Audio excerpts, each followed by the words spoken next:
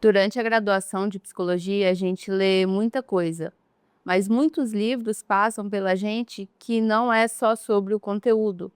Eles transformam o modo que a gente pensa, que a gente escuta, que a gente olha para o mundo, transforma os nossos valores. Dependendo como a gente se conecta com o livro, ele muda tudo, né? E nesse vídeo eu quero compartilhar com vocês 8 livros que eu li ao longo da graduação que marcaram muito a minha trajetória ao longo do curso, porque não foram só leituras técnicas, mas foram livros que transformaram o meu olhar para o mundo, que deslocaram o modo como eu pensava sobre as coisas, como eu via as coisas, até mesmo os meus valores da vida. Transformaram muita coisa e são livros que me afetam até hoje.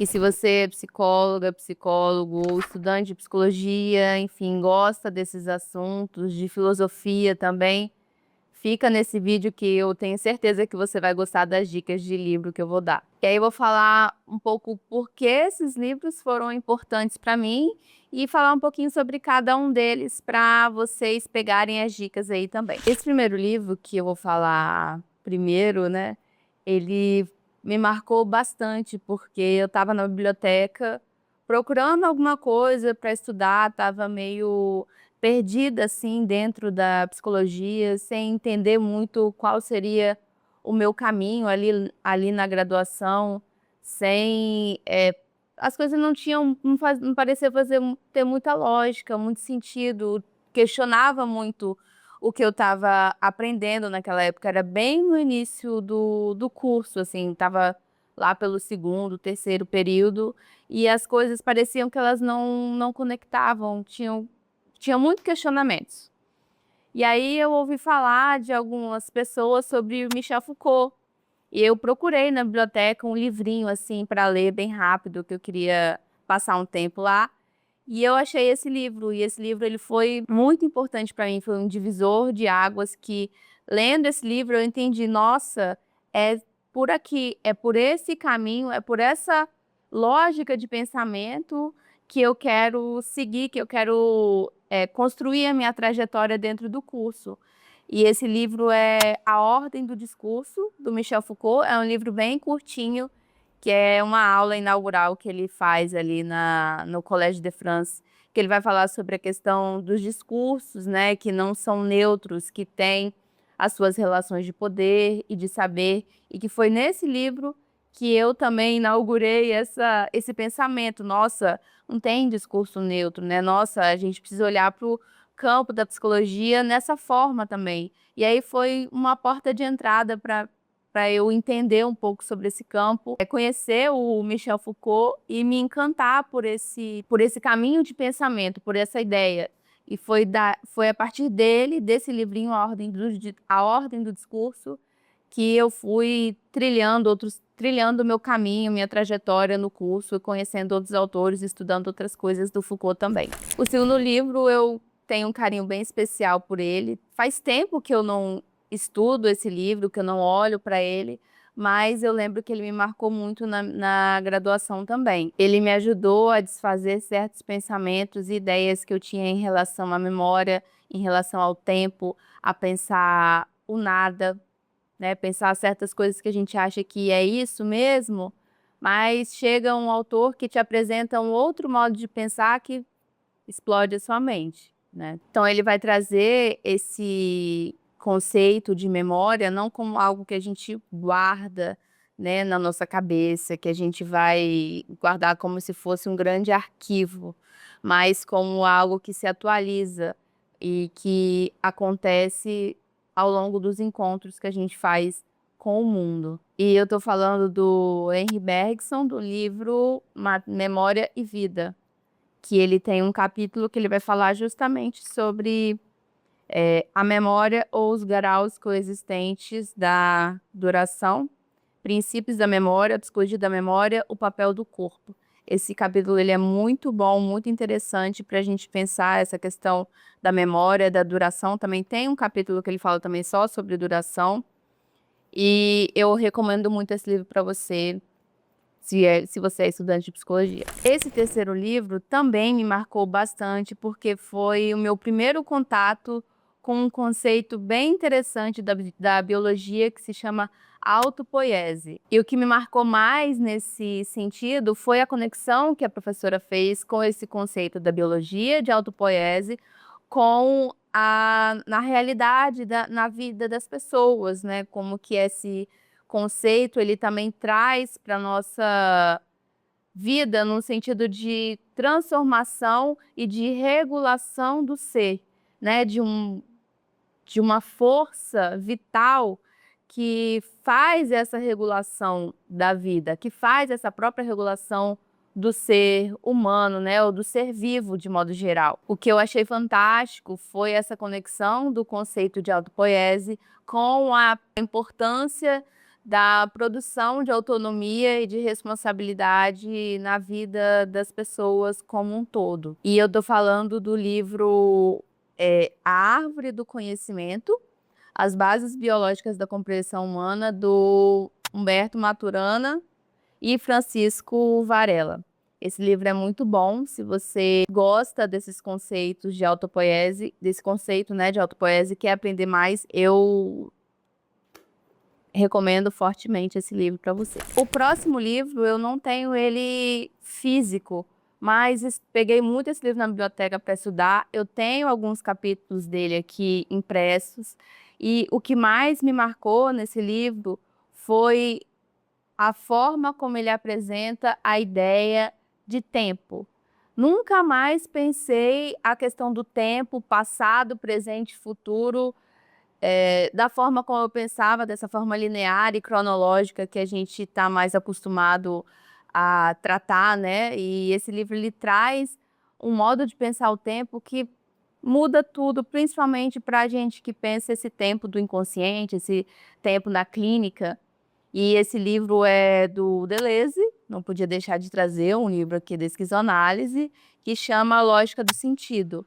Para além dessa questão do tempo, que ele vai falar sobre o tempo do Cronos e Aion, essa diferença, ele também vai trazer muita coisa sobre os discursos, né? Sobre a questão da linguagem, como ela se transforma, a linguagem como devir. Vai trazer ali o livro do Lewis Carroll, Alice no País das Maravilhas, para falar um pouco sobre essa questão da lógica, do sentido, né, do sentido das coisas. Esse livro é muito bom e ele é tipo de fritar a sua mente para um lado bom. Recomendo bastante. O próximo livro, ele é bem especial para mim, porque desconstruiu uma ideia que eu tinha certeza sobre aquilo. A gente chega na faculdade com muitas certezas, com muitas ideias prontas, né, e naturalizadas na nossa vida, que a gente vai aprendendo ao longo do tempo. E esse livro, ele especialmente me fez desconstruir uma ideia que não tinha nem pensado em questionar. Tinha tanta certeza sobre isso que eu nem pensava assim, nem questionava se era verdade ou se não era, ou até em que momento que isso aconteceu, enfim, que é a noção de indivíduo. A gente acha que você falar do indivíduo, da pessoa, essa unidade de pessoa individual, é algo muito natural, né? Não tem o que se questionar disso, não tem o que se falar. E esse livro, ele me mostrou que não, me mostrou a lógica da coisa, como que desconstruiu essa ideia de indivíduo e mostrou em todo o contexto histórico, político, social, em que essa noção de indivíduo surge num determinado momento histórico. Então, é um conceito, uma noção de indivíduo que aparece num momento histórico e que serve aquele momento também, e que como que isso funciona nos dias de hoje, como que isso opera nos dias de hoje, e como que isso também afeta o campo da psicologia. Bom, e para além disso, esse livro também mostra e trata da força do coletivo, traz a questão dos grupos como um papel muito fundamental para desconstruir e, como é que eu posso falar? Descentralizar essa ideia do indivíduo, desfazer um pouco essa ideia do indivíduo e traz essa força do grupo, essa força do coletivo. E esse livro se chama Grupo, a Afirmação do Simulacro, da Regina Benevides de Barros. Recomendo muito esse livro para você que está querendo aprender mais sobre psicologia, estudando sobre psicologia, ou que se interessa sobre esses assuntos também de história, que esse livro é muito bom. E se você é estudante de psicologia, de psiquiatria, de psicanálise, trabalha nesse campo, estuda nesse campo das ciências humanas, você precisa estudar esse livro, você precisa ler esse livro, que se chama O Poder Psiquiátrico, do Michel Foucault. Esse foi um livro que me marcou muito e me acompanhou ao longo da minha graduação, e não só da minha graduação, mas também do meu mestrado, que eu usei muito esse livro para escrever a minha dissertação. Esse livro do Poder Psiquiátrico, do Foucault, ele mostra bem detalhadamente como que essas instituições elas vão se construindo ao longo do tempo, historicamente. Como que essa construção do saber saber psiquiátrico, o saber psicológico, o saber psicanalítico, como que isso está completamente conectado, aliançado com relações de poder também, muitas vezes de violência. Esse livro é fundamental para quem trabalha nesse campo psi. O Poder Psiquiátrico foi um livro que me marcou muito ao longo da minha graduação. Depois da graduação e até hoje eu retorno nele para continuar estudando alguma coisa. Esse livro eu gosto muito, particularmente quando eu li esse livro eu fiquei impactada, eu amei, 5 estrelas, fez eu pensar tantas coisas, me deu tantas ferramentas de trabalho para a clínica que você não tem ideia. Esse livro é fundamental para você que quer trabalhar na clínica, que quer atender, que quer exercer essa função de escuta, porque ele vai falar muito sobre essa questão do ressentimento, da culpa, dessa coisa da memória que perdura, dessa rememoração e desse esquecimento também, de falar sobre a questão do esquecimento e da memória, que é o livro do Nietzsche, né, que se chama Genealogia da Moral. Esse livro aqui, ó, do Nietzsche, recomendo muito para vocês estudarem. Ele está praticamente todo marcado.